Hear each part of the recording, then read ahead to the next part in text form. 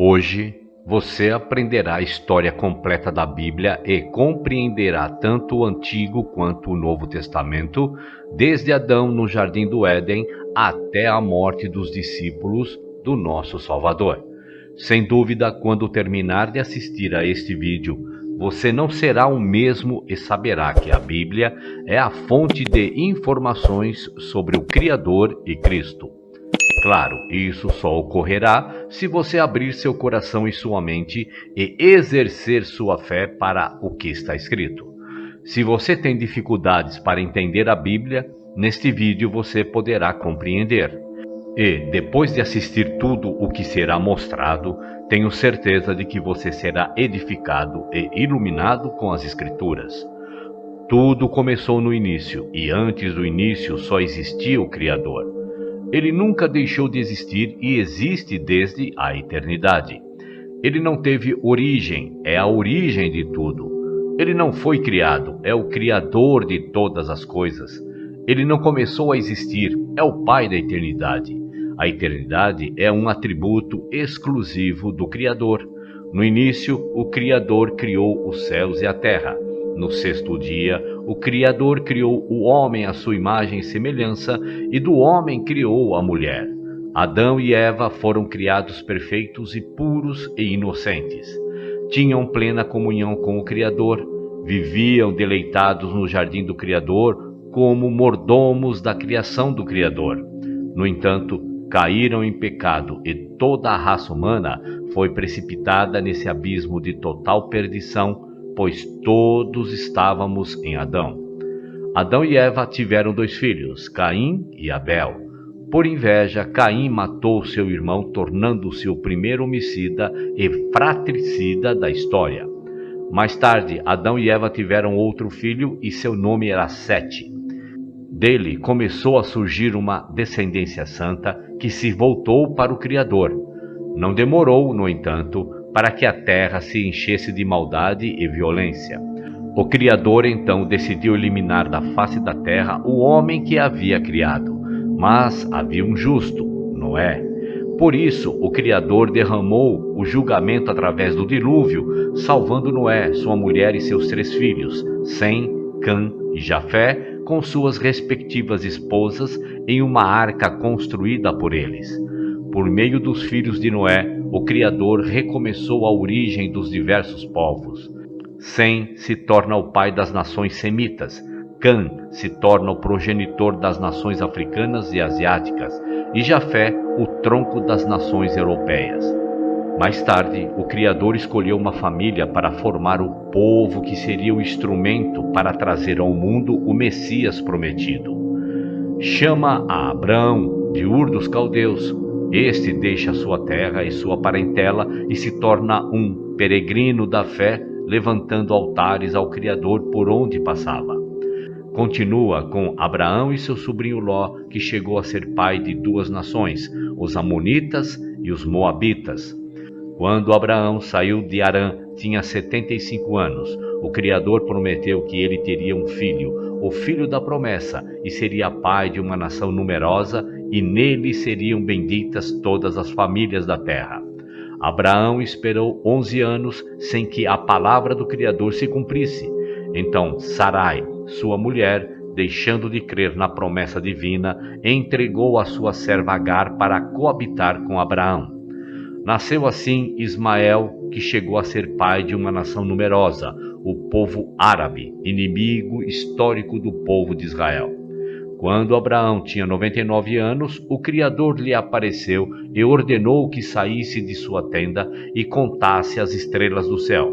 Então lhe disse que sua descendência seria tão numerosa como as estrelas do céu e a areia do mar, mas também que sua posteridade seria escrava por um período de 430 anos. O Criador muda o nome de Abrão, grande pai, para Abraão, pai de uma nação numerosa. Quando o filho da promessa ainda não havia nascido, Abraão estava com 100 anos e sua mulher Sarai com 90 anos, quando Isaque nasceu. Isaque se casou com Rebeca, que era estéril.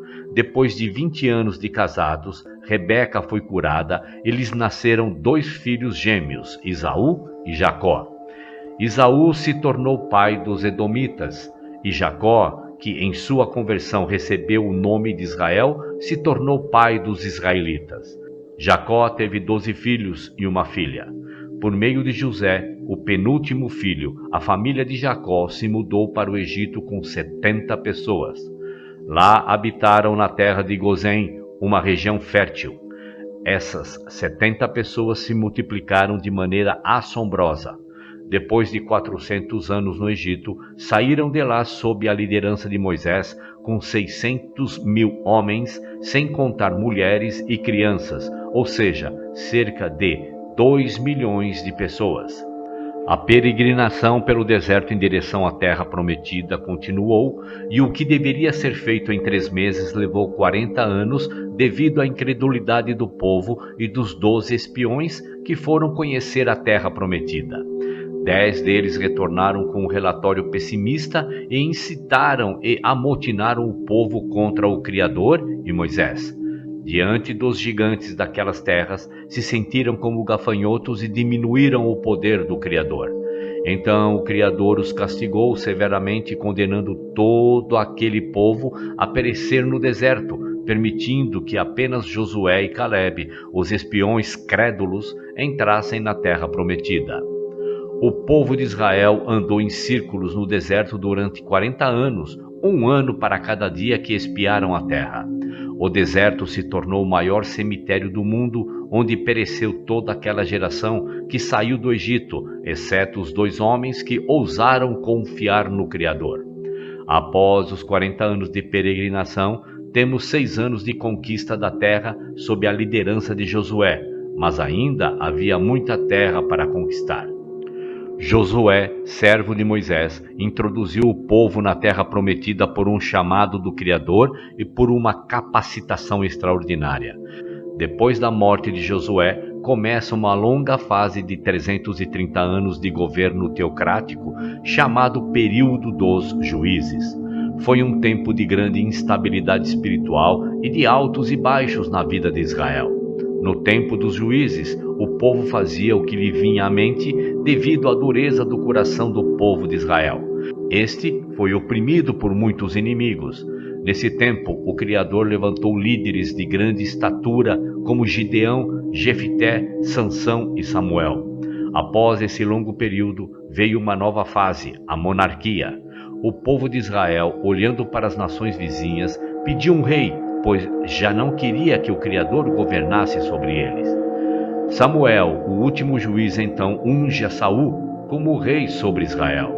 Saul governa por 40 anos, começa bem e termina mal. Abre as cortinas de seu governo com humildade, mas depois se rende à soberba, à crueldade e finalmente à rebeldia e à apostasia. Após ele, Davi reina em seu lugar também por 40 anos, transferindo a capital de Israel de Hebrom para Jerusalém. Seu governo é bem-sucedido. Davi fortaleceu seu reino e se tornou o rei mais destacado de Israel. Acumulou fortunas, conquistou terras, venceu exércitos, caminhou com o Criador, foi um homem segundo o coração do Altíssimo, apesar de pecar gravemente contra o Criador, contra sua família e contra seu povo. Arrependeu-se e foi perdoado pelo Criador. De sua linhagem veio o Messias. Após sua morte, Salomão, seu filho, reina em seu lugar por 40 anos, pediu ao Criador sabedoria e o Todo-Poderoso lhe deu sabedoria e riquezas. Tornou-se um homem notório em seu tempo, edificou o templo de Jerusalém e desfrutou de paz em seu governo. No entanto, devido às suas muitas mulheres, seu coração se corrompeu. Só na velhice Salomão se voltou para o Criador e se arrependeu de seu pecado. Assim tivemos 120 anos de Reino Unido. Saul caiu nas redes da feitiçaria, Davi na armadilha do desejo da carne e Salomão nas garras da idolatria. O Criador atendeu ao desejo do coração do povo, dando-lhes reis, mas o povo teve que sofrer as consequências dessa insensata escolha. Após a morte de Salomão, o reino se dividiu, porque seu filho Roboão se recusou a levar em conta o clamor do povo para aliviar os impostos abusivos. A pompa, o fausto e o luxo do governo salomônico eram sustentados pelos braços dos trabalhadores. Eles, estrangulados por impostos exorbitantes, aproveitaram a transição de governo para reivindicar mudanças. Como não tiveram sucesso, não puderam caminhar com o novo rei. Assim, 10 das 12 tribos conspiraram contra Roboão e seguiram o novo líder, Jeroboão. Primeiro formando o Reino do Norte, cuja capital se tornou Samaria. O Reino do Norte durou 209 anos. Esse reino teve 19 reis de 8 diferentes dinastias e nenhum desses reis foi piedoso. Todos se apartaram do Criador e seguiram os caminhos de Jeroboão. Este rei decidiu usar a religião por interesses políticos, temendo que seus súditos buscassem Jerusalém para adorar no templo e fossem atraídos politicamente pelos reis de Judá.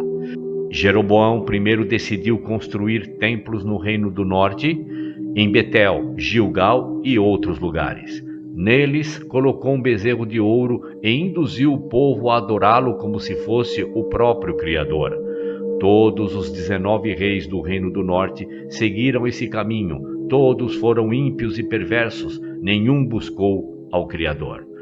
O Senhor levantou nesse tempo alguns profetas para denunciar o pecado dos reis da nação e dos profetas da conveniência, assim como dos sacerdotes subornados por dinheiro. O Criador levantou nesse tempo os profetas Amós, Oséias e Miqueias. Eles valentemente confrontaram os desvios da nação, desde o palácio às choupanas, desde os templos rivais ao comércio, desde as ruas aos campos. Denunciaram a corrupção política e levantaram a voz contra a religião prostituída. Lançaram o libelo acusatório do Criador contra os poderes executivo e legislativo que se haviam corrompido. Denunciaram a injustiça social e a opressão econômica. Convocaram o povo ao arrependimento, mas suas mensagens caíram em ouvidos surdos. No reinado de Acabe, por meio de sua esposa Jezabel, espalhou em Israel a perniciosa crença em Baal, o deus cananeu da prosperidade. Nesse tempo, o Criador levantou o profeta Elias para desmascarar essa divindade pagã e derrubar a credibilidade do ídolo abominável. Mesmo nesse reino, o Criador chamou Eliseu para substituir Elias e realizar um ministério prodigioso. Mas, como Israel não quis escutar a voz do Criador, o Senhor usou o idioma da vara e trouxe a Síria contra a nação de Israel. A Assíria foi a vara da ira do Criador contra Israel, um império expansionista, guerreiro e sanguinário. Sempre que dominava um povo, praticava barbaridades e atrocidades contra os dominados, normalmente deixando corpos mutilados e empilhados cabeças nas portas das cidades conquistadas, expondo as pessoas às mais amarga ignomínia. Após levar o povo do norte ao cativeiro, o rei Sargão II enviou à terra de Israel uma mistura de outros povos, formando ali uma grande miscigenação de raças. Sabia que a ação racial enfraqueceria o potencial de existência de um povo. Assim, com essa mistura racial, formou-se em Israel um povo híbrido chamado samaritano, que se tornou um inimigo acérrimo do povo de Judá. O Reino do Sul, composto pelas tribos de Benjamim e Judá, teve 20 reis, vários dos quais foram piedosos, como Asa, Josafá, Ezequias, Jotão, Uzias, Joás e Josias. Sempre que um rei piedoso subia ao trono, a nação prosperava e crescia economicamente, moral, social e espiritualmente. No Reino do Sul, para cumprir a profecia de que o Messias viria da casa de Davi, governou apenas uma única dinastia. Para falar ao povo de Judá, o Criador levantou vários profetas como Isaías, Miqueias, Joel, Sofonias e Jeremias. A nação também se corrompeu profundamente, não dando ouvido à voz do Criador. Então, da mesma forma, o Criador os disciplinou e enviou o exército babilônico, entregando-os nas mãos de seus inimigos. O povo de Judá foi levado ao cativeiro babilônico. O reino do sul, chamado Judá, durou 345 anos. Após 2 incursões, Nabucodonosor invadiu Jerusalém, destruiu seu glorioso templo e levou o povo ao cativeiro, deixando a cidade sob tremendo opróbrio.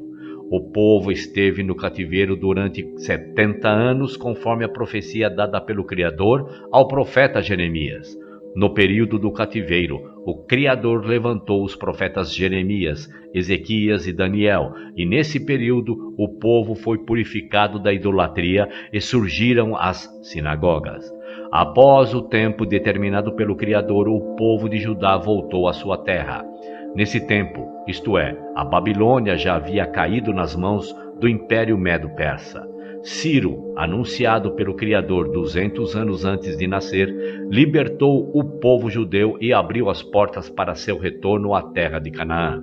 O povo voltou em 3 grupos: sob a liderança de Zorobabel para a reconstrução do templo, sob a liderança de Esdras para o ensino da lei e sob a liderança de Neemias para a reconstrução dos muros e a reestruturação política e espiritual do povo. Tão logo chegaram do cativeiro e iniciaram a reconstrução do templo, o povo judeu começou a enfrentar problemas. Primeiro, os samaritanos astutamente quiseram unir-se a eles na obra com o fim de desestabilizar. Como a proposta da associação foi rejeitada, os samaritanos, numa segunda etapa, começaram a ameaçá-los. Em seguida, os samaritanos escreveram ao rei Artaxerxes, acusando os judeus de conspiração contra o reino medo-persa. Diante dessa nefasta perseguição, a obra do templo foi paralisada por cerca de 20 anos. Nesse período, o povo relaxou em seu zelo pelo templo e começou a voltar-se para seus próprios negócios, construindo e embelezando suas próprias casas em detrimento do templo que estava em ruínas. Nessa época, o Criador levantou os profetas Ageu e Zacarias para chamar o povo ao arrependimento. A mensagem desses profetas teve um efeito rápido e profundo. O povo se arrependeu e voltou com entusiasmo para concluir a reconstrução do templo. Então houve um grande despertar espiritual, um arranjo nas famílias e no sacerdócio e um retorno de todo o coração ao Criador. Cerca de 100 anos se passaram e uma nova geração se levantou. Agora, o povo continuava indo ao templo e fazendo seus sacrifícios, mas já não honrava mais ao Criador. Ofereciam a Deus em holocausto animais cegos, enfermos e aleijados, desprezando as leis do sacrifício. Os sacerdotes se corromperam e deixaram de ensinar a lei mosaica ao povo. A família foi profundamente afetada. Os casamentos começaram a desmoronar, terminando em divórcio. O povo já não acreditava mais que a liderança fosse capaz de julgá-lo, por isso se relaxou na devolução dos dízimos. Embora continuasse frequentando o templo, estava longe do Criador. Nesse tempo, o Criador levantou Malaquias para chamar o povo ao arrependimento. Assim se fechou o Antigo Testamento 400 anos antes de Cristo. Após o profeta Malaquias, temos um longo período de 400 anos, chamado período de interbíblico ou período do silêncio profético. Nesse tempo foram escritos livros históricos religiosos não canônicos, os livros apócrifos. Também se traduziu o Antigo Testamento do hebraico para o grego, dando a origem à famosa versão denominada Septuaginta. O Império Medo-Persa caiu nas mãos do Império Grego. Alexandre Magno, após conquistar nações e reinos, morreu precocemente aos 33 anos de idade, chorando por não ter mais terras a conquistar.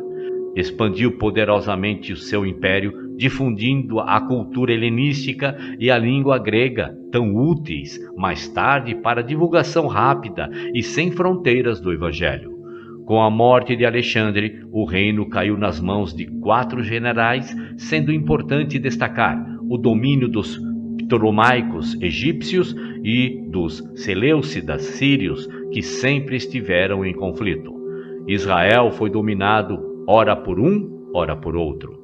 Nessa época, Antíoco Epifanes ultrajou os judeus, sacrificando um porco no altar do templo em Jerusalém, o que era uma abominação para eles. Esse fato deu início à Guerra dos Macabeus, ganha por Judas Macabeu após muito derramamento de sangue.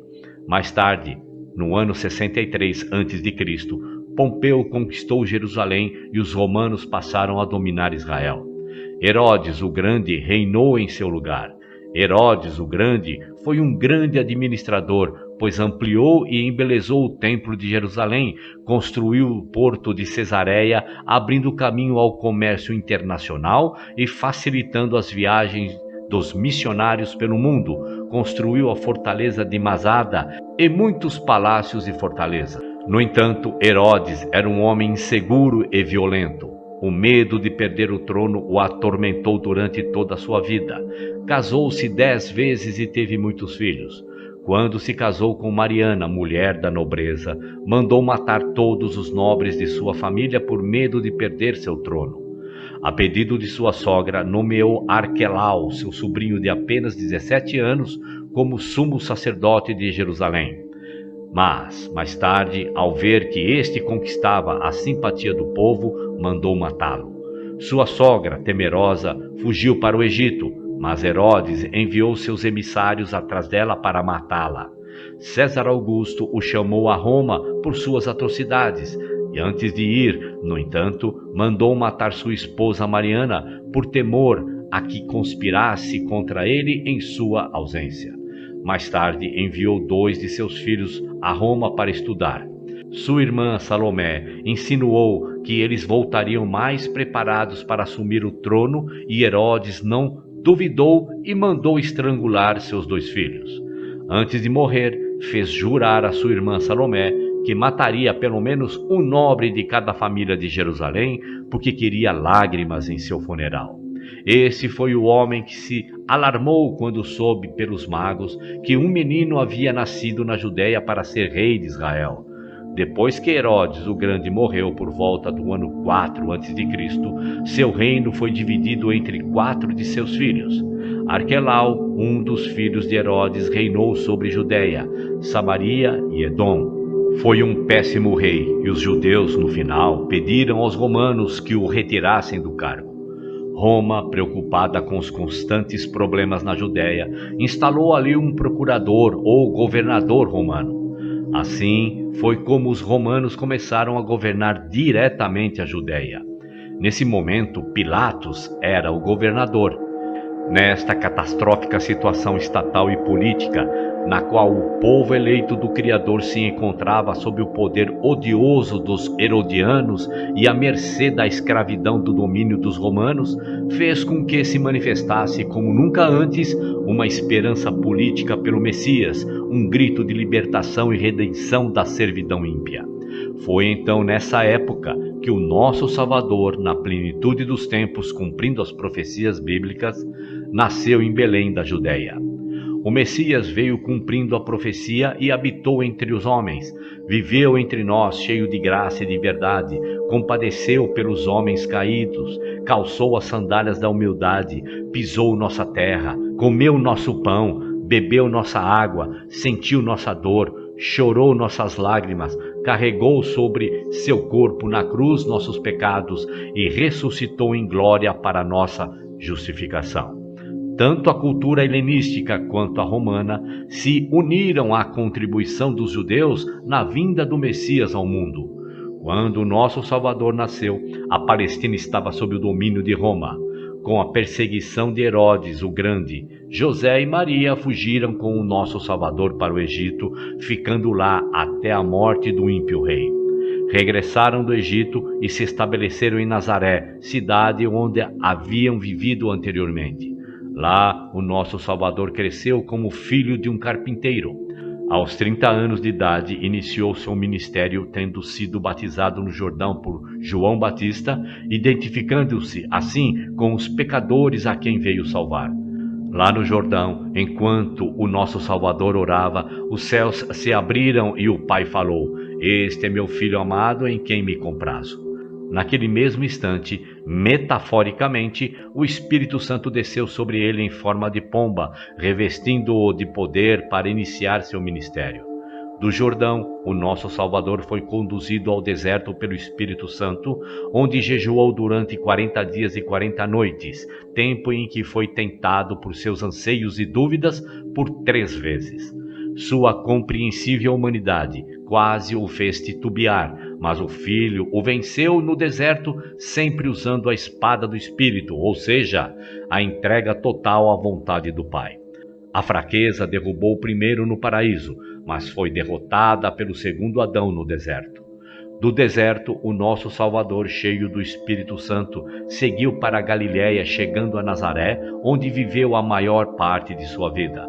Entrou na sinagoga, tomou o rolo do livro de Isaías e leu: O Espírito do Senhor está sobre mim, porque Ele me ungiu para pregar, para curar e para libertar. O nosso Salvador chamou 12 homens a quem deu o nome de apóstolos, investindo a maior parte de seu tempo para treiná-los e discipulá-los. Percorreu na Galiléia, Pérea, Samaria e Judéia. Pregou em cidades, aldeias e campos. Pregou em sinagogas e no templo. Pregou ao ar livre, na praia e também em lares. Pregou à multidão e também a pequenos grupos.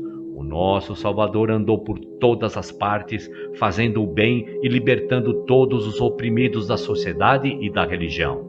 Curou os enfermos, alimentou os famintos, deu vista aos cegos, endireitou os paralíticos, fez caminhar os coxos, deu audição aos surdos, purificou os leprosos, libertou os possessos e ressuscitou os mortos. Foi a suprema revelação do Criador aos homens, agindo em Cristo. O nosso Salvador veio com uma missão definida por todos aqueles a quem o Pai lhe deu. Nasceu para morrer e morreu para que pudéssemos viver. O apóstolo Paulo foi enfático ao dizer que morreu por nossos pecados segundo as Escrituras, foi sepultado e ressuscitou ao 3º dia segundo as Escrituras. Sua morte não foi um acidente, nem sua ressurreição uma surpresa. Diversas circunstâncias contribuíram para afastá-lo da cruz, mas o nosso Salvador marchou para ela como um rei caminha para a coroa. Na cruz, nosso Salvador esmagou a cabeça da serpente e triunfou sobre os principados e potestades, expondo-os ao desprezo. Na cruz, o nosso Salvador consumou a obra da redenção. Na cruz, nos libertou. A morte não pôde detê-lo. Ao 3º dia, o nosso Salvador ressuscitou para a nossa justificação. Antes de subir aos céus, instruiu os discípulos a permanecerem em Jerusalém, esperando a promessa do Pai até que fossem revestidos de poder. Em Atos capítulo 1, verso 8, o nosso Salvador fala sobre a capacitação de poder dada pelo Espírito Santo e também dá a estratégia de ação a seguir, sendo testemunhas tanto em Jerusalém como em toda a Judéia, Samaria e até os confins da terra. Após o Pentecoste, os seguidores de Cristo explodiram em Jerusalém com um crescimento assombroso. Multidões eram continuamente agregadas às doutrinas do Cristo. O crescimento e a expansão dos discípulos de Cristo em Jerusalém são registrados até o capítulo 7 do livro de Atos. Como os seguidores de Cristo ainda estavam limitados à Judéia, houve uma perseguição contra eles, e os discípulos de Cristo foram dispersos, levando a doutrina do nosso Salvador por onde iam. Assim é como Filipe chegou a Samaria, rompendo os muros de inimizade e pregando ali o mandamento do Cristo com poder. O povo se alegrava ao ouvir e ver as coisas que o Criador fazia por meio de Filipe. O diácono pregador falava e fazia, pregando aos ouvidos e aos olhos. Pela imposição das mãos dos apóstolos Pedro e João, os samaritanos também receberam o Espírito Santo. O evangelho do Cristo se estendeu além das fronteiras de Israel com a conversão do perseguidor dos seguidores de Cristo, Saulo de Tarso, no caminho para Damasco. Mais tarde, um grupo de pessoas gentílicas em Antioquia da Síria tornaram-se a mãe das missões culturais. Após isso, Barnabé e Saulo partiram para a primeira viagem missionária nas regiões da Galácia, passando por Perge, Derbe, Icônio e Listra, estabelecendo pessoas e constituindo responsáveis pela divulgação da doutrina de Cristo. Na segunda viagem missionária, Paulo e Silas foram às províncias da Macedônia e Acaia, divulgando o Evangelho de Cristo em Filipos, Tessalônica, Bereia e Corinto. Desde Antioquia da Síria, Paulo escreveu a carta aos Gálatas, a Corinto e as 2 cartas aos Tessalonicenses. Na terceira viagem missionária, Paulo visitou a província da Ásia Menor, permanecendo 3 anos em Éfeso, a capital da província, de onde escreveu as 2 cartas ao grupo de pessoas que agora eram seguidores de Cristo lá de Corinto. Nessa cidade cosmopolita de mais de 300 mil habitantes, havia o templo da deusa Diana, um palácio de mármore 4 vezes maior que o Partenon de Atenas, uma das 7 maravilhas do mundo antigo. Nos anos que Paulo passou na Ásia Menor, pessoas foram ensinadas na doutrina de Cristo em toda a província, como as de Pérgamo, Tiatira, Sardes, Filadélfia, Laodiceia, Colossos e Herápolis. Devido à fome que assolou o mundo nos tempos do imperador Cláudio, os judeus foram expulsos de Roma, conforme registrado no livro de Atos, capítulo 18, verso 2. Paulo, então, fez uma grande coleta dos não-judeus que já estavam seguindo a Cristo para levar aos pobres da Judéia. Ao embarcar rumo a Jerusalém, comunicou aos responsáveis pela ordem da doutrina de Cristo em Éfeso que, de cidade em cidade, o que o aguardava eram correntes e tribulações. No entanto, não considerava sua própria vida para cumprir seu ministério de anunciar o Evangelho da graça de Cristo. Antes de embarcar para Jerusalém, escreveu sua epístola mais robusta, a Carta aos Romanos, onde compartilhou seu desejo de visitar a capital do Império e compartilhar com os seguidores de Cristo a doutrina, sendo por eles enviado até a Espanha. Apesar de levar significativa ajuda financeira aos pobres da Judéia, Paulo foi preso em Jerusalém e de lá transferido para Cesareia, onde foi acusado durante 2 anos pelos judeus sob a égide dos governadores Félix e Festo. Diante da tendência de Festo de entregá-lo nas mãos do Sinédrio, que planejava sua morte, Paulo, usando os privilégios de sua cidadania romana, optou por ser julgado em Roma. Na viagem para a capital do Império, enfrentou um terrível naufrágio. O barco se despedaçou completamente, mas todos os passageiros e tripulantes foram salvos milagrosamente conforme a promessa do Criador a Paulo. Na ilha de Malta, onde chegaram, uma víbora mordeu a mão de Paulo, mas o Criador neutralizou o veneno letal da serpente e ainda usou seu servo para curar todos os enfermos da ilha.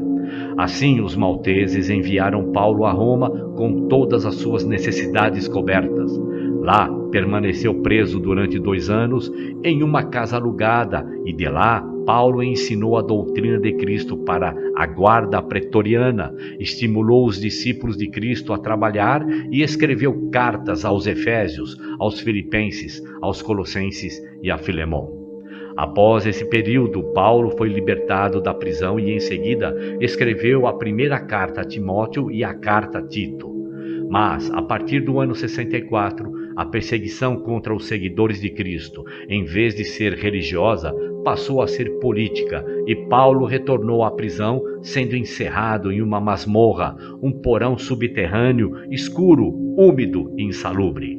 No dia 17 de julho do ano 64, a cidade de Roma, com mais de 1 milhão de pessoas, foi incendiada. Nero, o imperador, vestido de ator, subiu ao alto da torre de Mecenas, de onde observou o espantoso espetáculo das chamas devorando a cidade. Foram 7 noites e 6 dias de incêndio. Quando as chamas se apagaram, 70% da cidade estava destruída.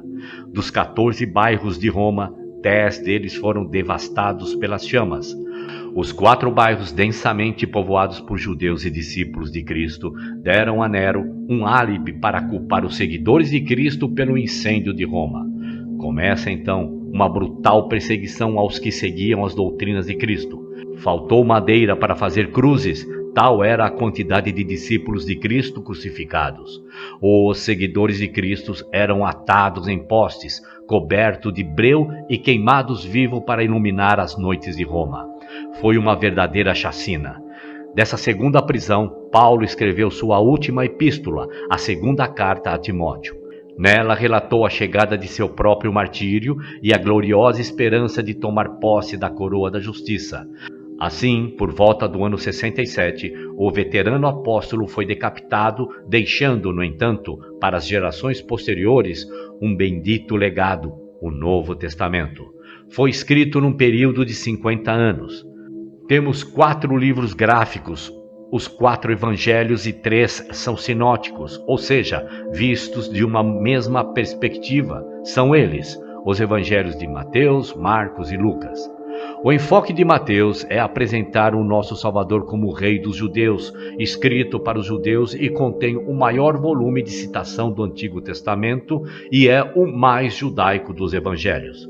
O enfoque de Marcos é apresentar o nosso Salvador como servo, escrito para os romanos. É o evangelho que se concentra nas obras do nosso Salvador mais do que em seus ensinamentos.